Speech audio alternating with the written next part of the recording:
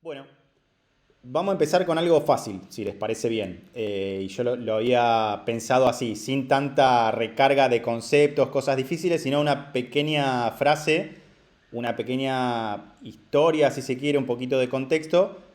¿Quién escribió esta frase? Yo. A mí se me ocurrió, básicamente. La voy a leer porque me parece interesante para arrancar con esto, para romper el hielo. Dice, la evolución del dinero ha permitido la acumulación de capital, de dinero, de capital, de ahorro, de bienes, de, digamos, capital, bienes productivos, y por lo tanto los avances tecnológicos, el crecimiento económico y el bienestar de la sociedad. Pero estos sistemas monetarios tienen fallas. Me parecía importante romper el hielo con esta frase porque un poco empieza a explicar por qué surge Bitcoin y por qué surgen, bueno, después de Bitcoin, porque en realidad fue la primera o la primera que tuvo éxito, la primera que tuvo fama, por qué surgen estos, digamos, sistemas monetarios, estas tecnologías o estas criptomonedas. Como les digo, la primera fue Bitcoin, pero consideramos que vienen un poco a tratar de ser, y digo a tratar de ser porque en realidad, como dijo Fer, es algo nuevo, todavía no sabemos o no lo tenemos tan claro hasta dónde va a llegar esto, hasta dónde va a prosperar, si efectivamente va a reemplazar el sistema actual monetario del dinero fiduciario, que serían los billetes, pero esta frase resume eso, me parece que resume eso, resume esa situación que nos plantean las criptomonedas, de por qué aparecen, por qué las inventan, por qué un grupo de personas que se dicen Satoshi, pero no sabemos si es una persona, si son dos, si es un grupo, que lo inventaron, y de hecho surge en un momento de crisis del sistema bancario, en la crisis subprime de Estados Unidos en el 2008, y crisis que está probablemente asociada con el sistema monetario actual. Entonces, para condensar un poquito esta idea, resalto la última frase, estos sistemas monetarios tienen fallas. ¿Por qué tienen fallas? Bueno, las podemos ver nosotros en Argentina. Si la mayoría de acá son de Argentina, lo podemos ver en el día a día. ¿Cuáles son las fallas? El descontrol del gobierno, la irresponsabilidad, la subordinación de los bancos centrales al poder ejecutivo, la emisión descontrolada, el gasto desmedido, la inflación y la pérdida que eso conlleva en qué, en nuestros ahorros, en nuestro poder adquisitivo, en nuestros planes a futuros, en nuestra inversión y en un montón de ámbitos. En previsiones, en tratar de hacer proyectos, en tratar de poner un negocio, bueno, impacta en todo en nuestra vida cotidiana. Hay ejemplos mucho más groseros, como puede ser el caso no solamente de Argentina, hay otros ejemplos, hay un montón de monedas que duraron un par de años y se extinguieron. En África, en Asia, en Europa, en América, por supuesto, el peso, digamos, también es capaz un ejemplo de eso que está como complicado en ese sentido, pero Argentina tiene un montón de monedas previas, el austral, el peso nacional, que sufrieron ese proceso de, no sé cómo decirlo, descomposición, desgaste, y está asociado. Desvalorización. ¿Cómo? Desvalorización. Sí, devaluación, desvalorización, irresponsabilidad, emisión descontrolada, digamos, le puedo poner muchos conceptos, ninguno de todos esos es bueno. Entonces, ¿por qué surgen las criptomonedas? ¿Por qué surge Bitcoin? Considero, y está en muchos libros esto, surge por eso, porque hay un grupo de personas, o una o quien sea, no lo sabemos, hasta el día de hoy no se sabe, que se puso a reflexionar sobre esto y dijo, bueno, el sistema actual tiene fallas. Una de las fallas que identificaron es que esos sistemas monetarios dependen de un gobierno central, son sistemas centralizados. Hay un banco central, un poder ejecutivo, un gobierno que domina la política de tasas de interés, emisión monetaria, cuánta cantidad de dinero va a tirar a la economía. Y eso, bueno, ya vimos que puede salir bien, pero muchas veces puede salir mal. Y eso también es como, ahora lo vamos a ver, es parte de un proceso de la evolución de esos sistemas monetarios.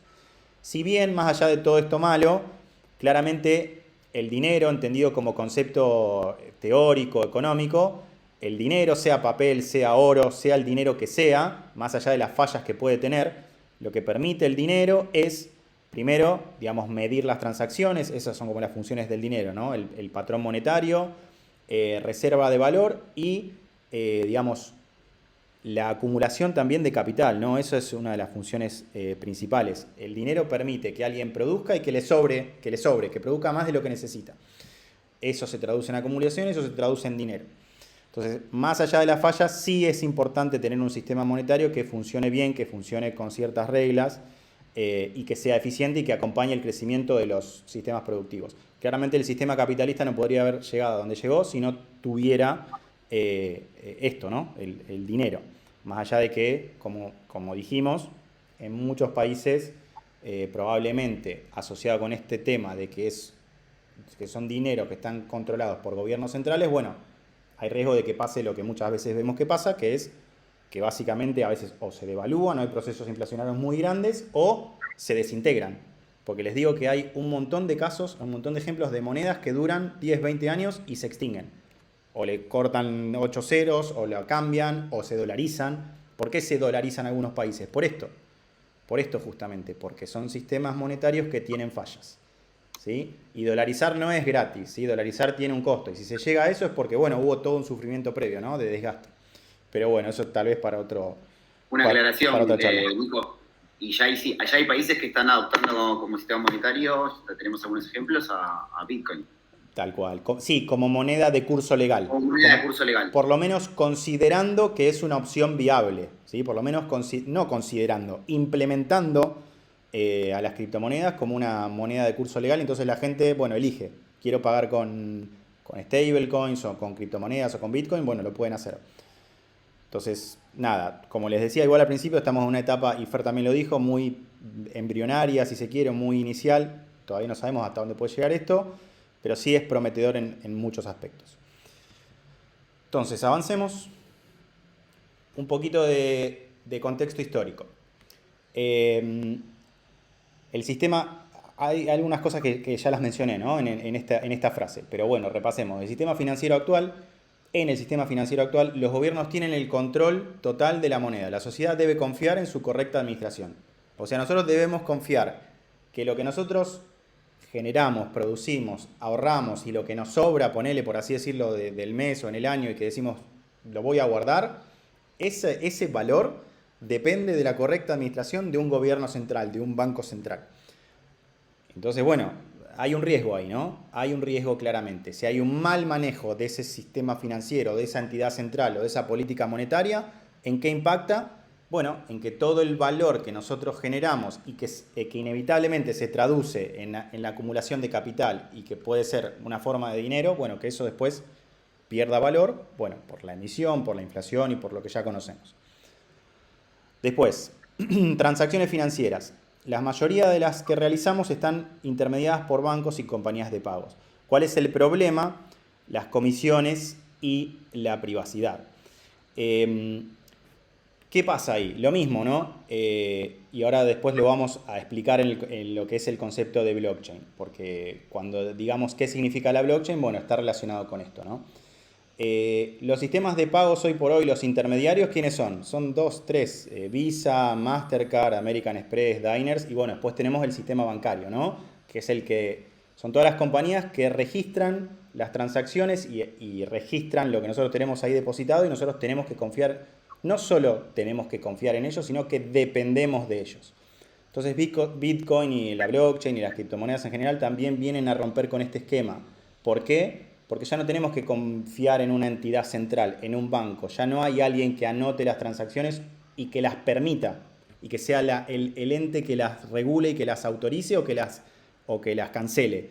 Sino que hay un sistema que es Bitcoin, que se basa en una tecnología blockchain que ahora la vamos a explicar, pero que básicamente es un sistema descentralizado. No hay nadie, por eso muchas veces se dice Bitcoin es resistente a la censura. ¿Qué significa eso? Que no dependemos de un banco, no dependemos de Visa. No puede venir señor Bitcoin o Visa o quien sea a decirme, no, esta transacción no vale, no la podés hacer porque no declaraste tal cosa. No. Si tenemos una cuenta de Bitcoin y hay otra persona del otro lado que también tiene una cuenta y está esperando la transacción, no hay forma de que esa transacción se anule. Entonces, por eso también lo que se dice de que si vos sos dueño de tus llaves, de la wallet, que ahora Fer un poquito lo va a explicar sobre el final, sos dueño de tus criptomonedas. Eso tiene también un riesgo, ¿no? Que si nos equivocamos, tampoco hay nadie a quien reclamarle. Pero bueno, un poco ese también es el cambio que se propone. Que ya no dependemos de una entidad centralizada, de los bancos, de un sistema de unas pocas entidades, sino que todos nosotros somos Bitcoin, por así decirlo, ¿no? Cualquiera de nosotros se puede descargar el software de Bitcoin, ponerse a minar y validar las transacciones y es parte de la red. ¿sí? O sea, cualquiera de nosotros puede formar parte de esa red donde están registradas las transacciones y donde se validan las transacciones. Entonces, bueno, rompe con un esquema, digamos, bastante importante, que es el sistema de intermediación financiera. Como sabemos, el banco tiene políticas. Yo trabajo de eso. Yo trabajo justamente en una consultora que hace las políticas de riesgo, de crédito, de cobranzas de los bancos, de las tarjetas. Y el banco no acepta a todo el mundo. El banco no acepta a todo el mundo. Te pone condiciones, te puede frenar, tiene temas a veces de reglas en las cuales no, tantos montos me tenés que declarar una cosa, me tenés que explicar, o tenés que esperar, o me tenés que pagar una comisión muy alta. Bueno, todo eso es lo que se anula con el sistema de las criptomonedas de Bitcoin o bueno, incluso otras también puede ser. Bueno, entidad centralizada es un poco lo que dije recién, me adelanté seguramente, los bancos poseen toda la información de nuestros movimientos y los datos de las personas a quienes le enviamos nuestro dinero. Problema, amenaza a la libertad individual. Esto también es un tema, ¿no? O sea, no hay anonimidad en el sistema bancario. El gobierno, la FIP o quien sea sabe a quién le transferimos, cuánto ganamos, cuánto ahorramos, todo, sabe absolutamente todo. En Bitcoin, ¿qué sucede? Que las transacciones no están asociadas a una persona. Las transacciones están asociadas a una wallet, por así decirlo, a una dirección. Esa dirección es anónima. Sí, acá aclaro algo, porque esto es un error de concepto. Una vez que alguien asocia esa wallet, esa dirección, a una persona, a Nicolás Mesa, bueno, ahí sí les aviso que cuando se hace ese match, ahí sí se puede rastrear todo lo que hice yo con esa wallet hasta el infinito, hasta el pasado. Eso sí lo tienen que saber.